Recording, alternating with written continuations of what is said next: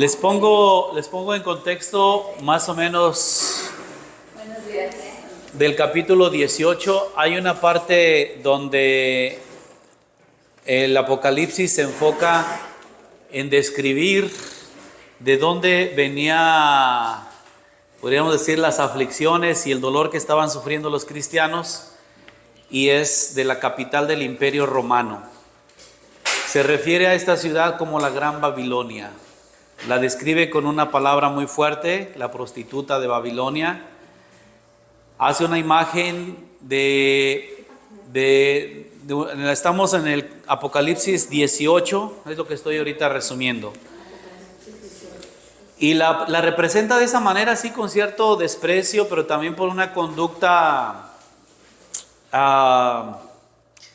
pues malvada en relación con otros pueblos, dice, donde muchos se prostituyen por interés económico, político, lo que sea. Dice, muchos han hecho acuerdos con el imperio, y lo que invita a los cristianos, dice, ustedes manténganse firmes, porque esta, aunque se ve monstruoso, porque dice que está montada en una criatura de 7 cabezas, con 10 cuernos, etcétera.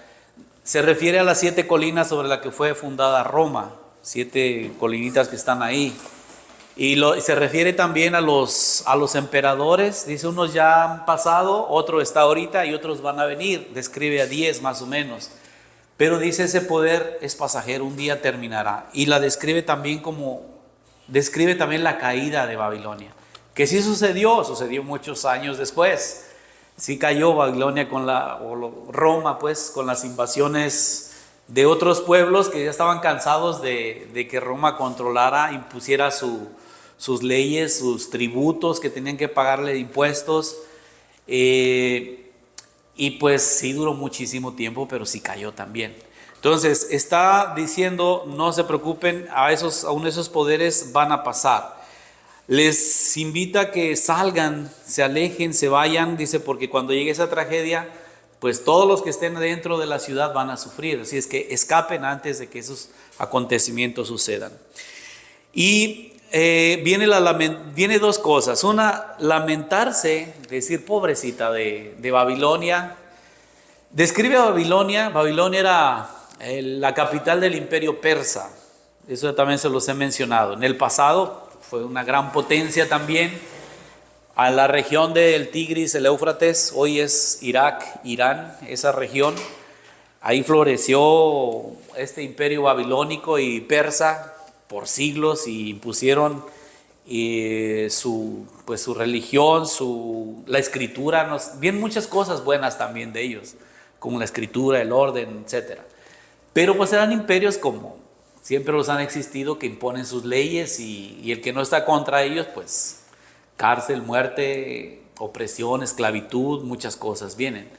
Y entonces se volvió como el símbolo. Además, los babilonios fueron los que destruyeron Jerusalén, y eso pues siempre quedó en la memoria del pueblo judío, decir, pues son como los malos son ellos, y siempre lo recuerdan así. Y ahora Juan hace esa comparación de aquel imperio con el imperio actual que están viviendo ellos, que es Roma. No le dice Roma porque pues no podía decirlo así, sino también le iba peor. Por eso usa este lenguaje simbólico, y por eso se refiere con esos términos que los cristianos, por eso dice, usen la inteligencia, interpreten lo que les estoy diciendo. Esto significa que estoy hablando de... Entonces el que lee el Apocalipsis pues entiende que se refiere a eso.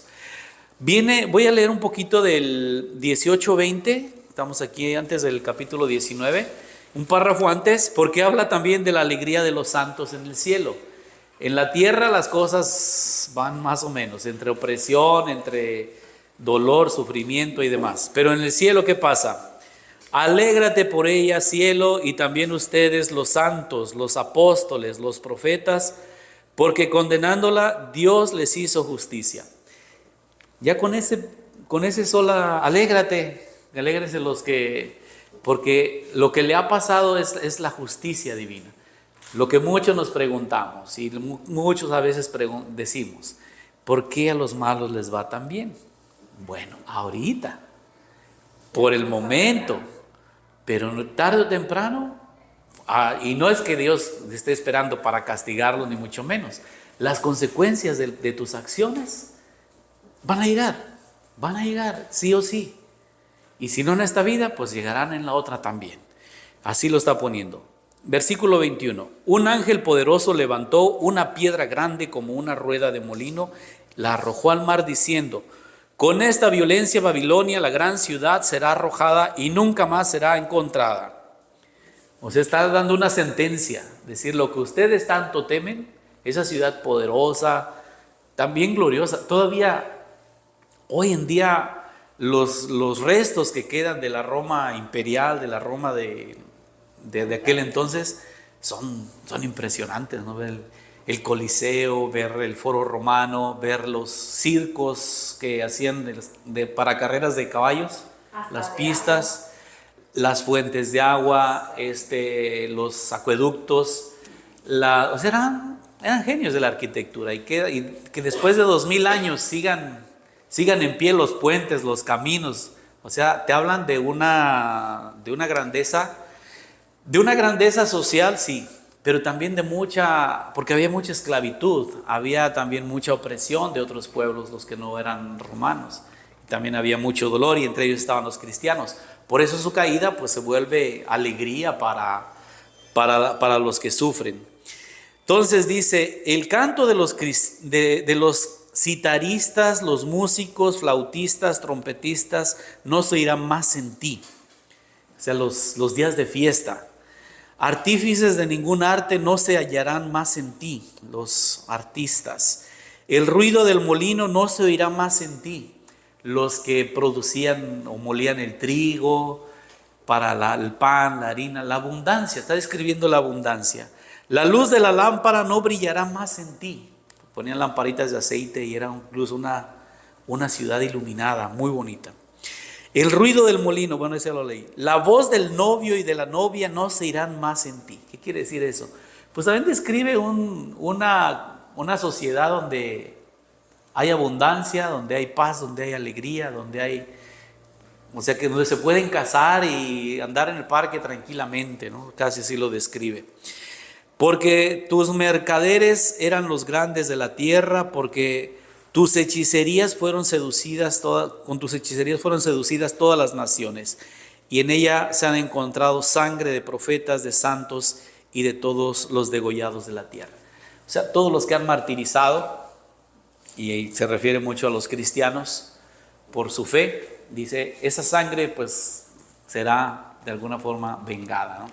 Por eso dice, ustedes alégrense que se hará justicia. Vamos a ver qué nos dice el 19. Celebración por la victoria. Bueno, voy a leer esta nota que está aquí abajo, 19, 1 al 10, en letras chiquititas, que está hasta al fondo de la página. Fíjense lo que esos comentarios, solo para que lo consideren también en la lectura de la Biblia. Cuando busca Apocalipsis, capítulo 19, hasta abajo. Pueden servirnos con decir, lee un texto y dices, ay, ¿qué querrá decir esto? ¿A qué se refiere? Esto que está aquí abajo en letras chiquitas, eso te puede ayudar a entender, o te manda a otra cita que a lo mejor te explica lo que está describiendo aquí. En este texto dice, Dios merece el himno de alabanza que le dirigen, porque hizo justicia destruyendo la que marcó la tierra con corrupción y violencia, refiriéndose a la capital del imperio. La eliminación de Babilonia hace posible afianzar la alianza aquí expresada en las bodas del Cordero con la humanidad liberada. Es la vida en plenitud por la comunión con el Dios liberador. El dolor de todos los que apostaron por Babilonia contrasta con la alabanza festiva que se oye en el cielo. Alabanza que se expresará aquí en la tierra mediante la fidelidad al testimonio de Jesús. Vamos a ver qué dice. 19. Después de esto oí en el cielo como un clamor de una gran muchedumbre que decía, aleluya, aleluya, alabanza a nuestro Dios. Aleluya es una palabra que cantamos antes del Evangelio, ¿sí? Aleluya, aleluya. ¿Y qué significa? Aleluya es alaba a Yah, al Señor. en las primeras letras de Yahvé, alaba al Señor. Aleluya. La salvación, la gloria, el poder son de nuestro Dios, porque sus juicios son verdaderos y justos. Él ha condenado a la gran prostituta, la que corrompía la tierra con su prostitución, y ha vengado en ella la sangre de sus siervos. La sangre que era derramada en el Coliseo, en las cruces, cuando lo lanzaban a las fieras. ¿Se acuerdan cómo murió San Pedro? Sí. San Pedro, bueno, Pablo también. A Pablo, como era ciudadano romano, lo apresaron y le concedieron una muerte rápida. Y era con la espada, le cortaron la cabeza. San Pedro, la tradición dice que lo crucificaron como a Jesús, lo pusieron en una cruz. Curiosamente, según la tradición, donde actualmente está la Basílica de San Pedro, que era un foro circo romano, había un anfiteatro ahí, y ahí fue donde lo crucificaron. Pero él mismo pidió, dice, no merezco morir como mi Señor en la cruz. Y entonces dice que lo pusieron de cabeza, voltearon la cruz y así murió San Pedro. Y como él, pues otros muchísimos cristianos que no están registrados, pero que también murieron en situaciones así. Por eso ahora Juan anuncia la victoria, anuncia que hay que alegrarse. Dice que los 24 ancianos y los 4 seres vivientes se postraron y adoraron a Dios que está sentado en el trono, diciendo amén, así sea, aleluya, alabado sea Dios. ¿Se acuerdan que desde el principio en la visión que pone Juan en el Apocalipsis, en el cielo, acá en la tierra salen monstruos y reyes y príncipes y cosas miedosas, hambres, guerras, todo esto? En el cielo hay una fiesta, está un trono, está el anciano de muchos años sentado en él, que lo describe con luz, con colores, de muchas formas, alrededor 24 ancianos que representan los 12 apóstoles y las 12 tribus de Israel, todos los vencedores, y además una multitud que nadie puede contar. Hay cuatro seres vivientes que también lo alaban constantemente. Hay muchos ángeles, es como una fiesta esa descripción que hace Juan. Y aquí la vuelve, así lo describe al principio del Apocalipsis, y aquí lo vuelve a poner así. Y dice que todos alaben. Y del trono de Dios salió una voz que decía, alaben a nuestro Dios todos sus siervos, los que lo temen, pequeños y grandes. Y oí como el clamor de una gran muchedumbre, como el rumor de muchas aguas, como el estruendo de fuertes truenos que decían, aleluya, el Señor nuestro Dios Todopoderoso estableció su reinado. Alegrémonos, regocijemos, démosle gloria, porque ha llegado las bodas del Cordero y su esposa se ha preparado. Se ha concedido vestirse de lino puro, resplandeciente. El lino representa las buenas obras de los santos. El lino es esa tela blanca, cara de fiesta, como así se vestían los novios. Y ahora dice, habla de las bodas del Cordero.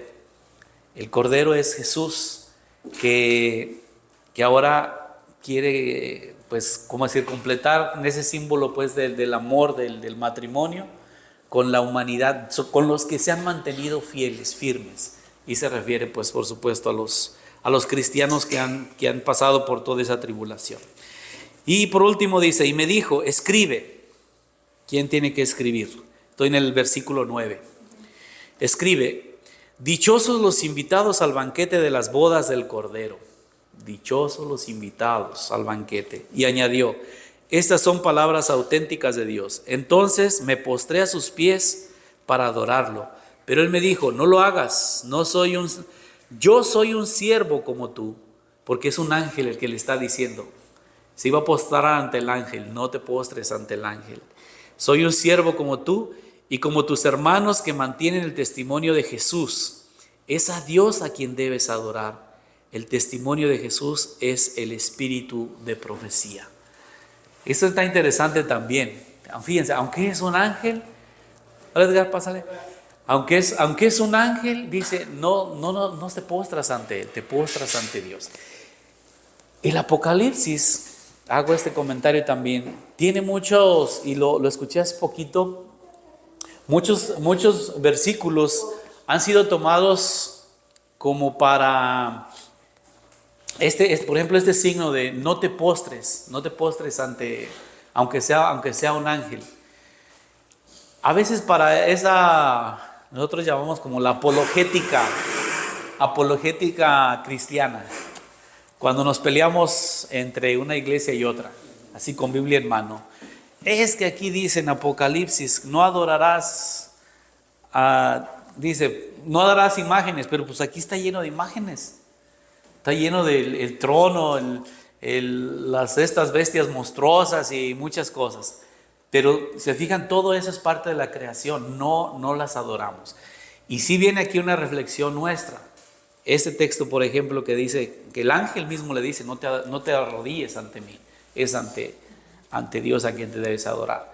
Y esto tómenlo también como formación personal, en nuestra devoción a los santos. Aquí habla mucho de los santos, de los que ya triunfaron, de los que están en la gloria de Dios. Dice, son, como lo describe aquí, dice, no lo hagas, yo soy un siervo como tú, como tus hermanos que mantienen el testimonio de Jesús. Aún los santos han mantenido el testimonio de Jesús, es decir, se han mantenido fieles. Se vuelven ejemplo, ejemplo de vida, que tú puedes tomar y decir, pues sí, pues este santo es no sé, pongan al que quieran, San Mateo, San Pablo, San Antonio, hay un montón de santos, San Judas. Creo que está cerrado, ¿le podían abrir? Creo que se cerró la puerta, gracias. Hay un montón de santos, pero no para adorarlos. Nuestra devoción no es adorar, sino seguir su ejemplo. Es venerar y seguir el ejemplo y considerarlos como hermanos mayores en la fe. Así como que siempre tenemos la posibilidad de dirigirnos a Dios directamente. Siempre podemos dirigirnos a Dios abiertamente, sin ningún problema. Eso tómenlo. Siéntate. Hola. Eso tómenlo en cuenta. Y no es el santo en sí, mucho menos la figurita. Eso es madurez en la fe. Que muchos a veces pensamos, es que tengo que tocar. Ciertamente somos sensibles y nos gusta sentir, percibir, y eso nos conecta con la divinidad, pero no es en sí la figurita la que te va a salvar. Es algo mucho más grande que está detrás. ¿Sí me explico con esto? Y no lo tomen, entonces hay que desecharlos. No, son símbolos que te recuerdan, que te crean un ambiente y que dices, ahí está la presencia de Dios. Pero solo a Dios se adora. Solo a Dios se adora. Y a veces, insisto, a veces cometemos el error de creer que no, es que esta imagen es la más poderosa, ¿no? Incluso con una devoción específica. Pensemos en María, ¿no? La Virgen de Guadalupe, de Fátima, de Lourdes, de San Juan de los Lagos, de Juquila, en Argentina. Cada país tiene un santuario donde hay una imagen, una devoción.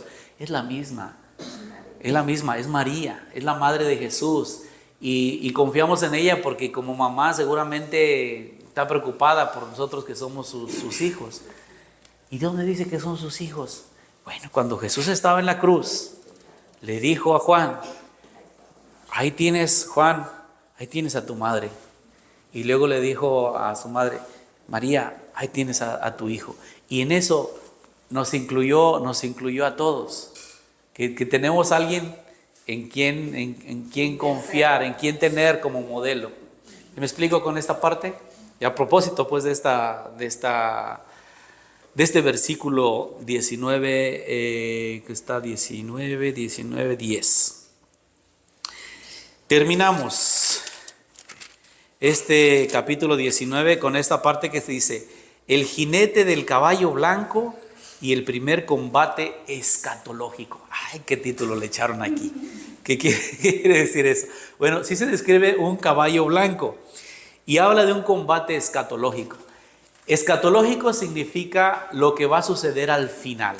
Escatón es al final de la historia. ¿Qué va a pasar? Vamos a ver. A lo mejor aquí habla del Armagedón. El Armagedón. Cuando dices que va a llegar el Armagedón es como el fin del mundo. El fin del mundo, así se refiere. Mire, dice, Y vi el cielo abierto y apareció un caballo blanco. Su jinete se llama Fiel y Veraz, porque juzga y combate con justicia. Sus ojos eran como llama de fuego.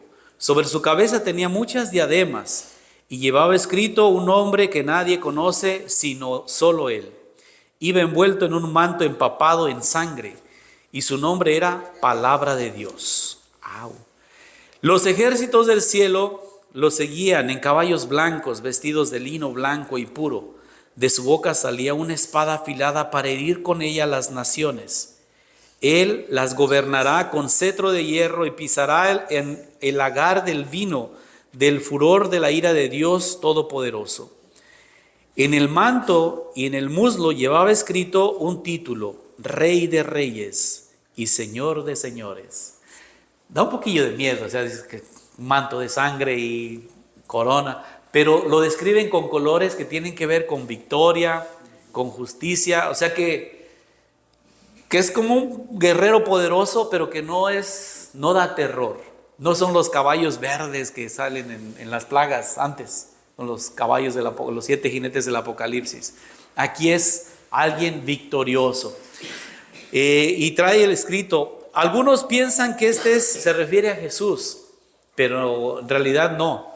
Es otro personaje, porque en una tiene escrito, dice, el nombre que solo él conoce, y el Rey de Reyes como su distintivo. Pertenece a ese Rey de Reyes. Vamos a seguir y a ver, ahorita explico otras cosas. Después vi a un ángel de pie sobre el sol. ¿Cómo se imagina un ángel de pie sobre el sol?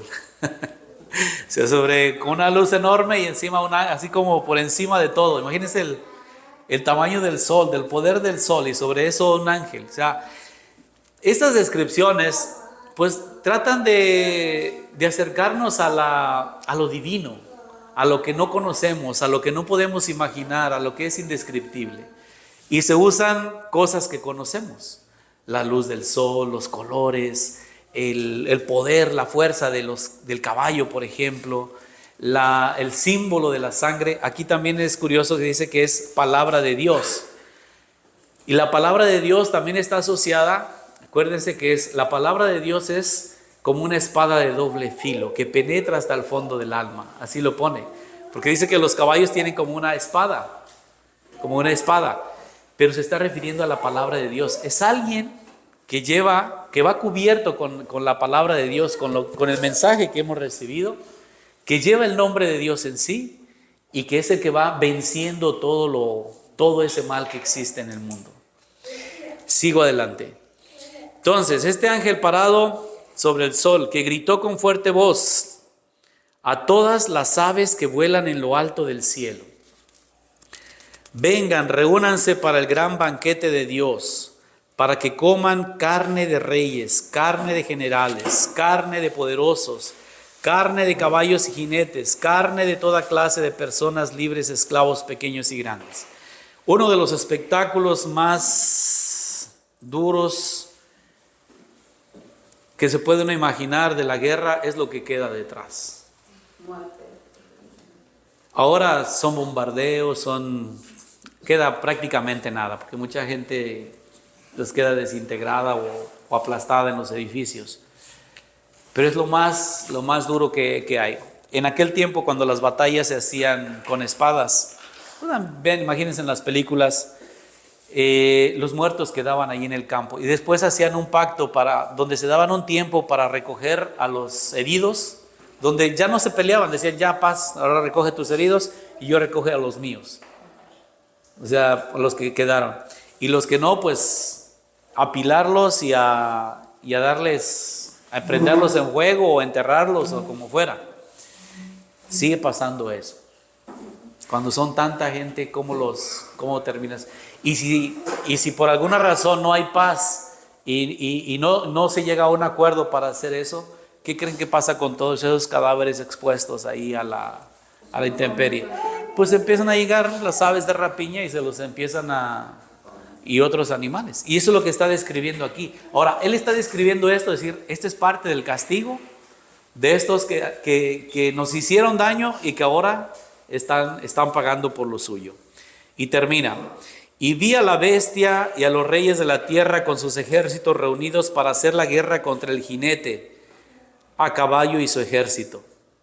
Ahora, toda la maldad, contra toda la maldad del mundo, todo lo que los opresores, los que infligen el mal, contra lo que viene de Dios, que representado en este caballo y la multitud también de caballos que se les juntaron. Son 2 ejércitos.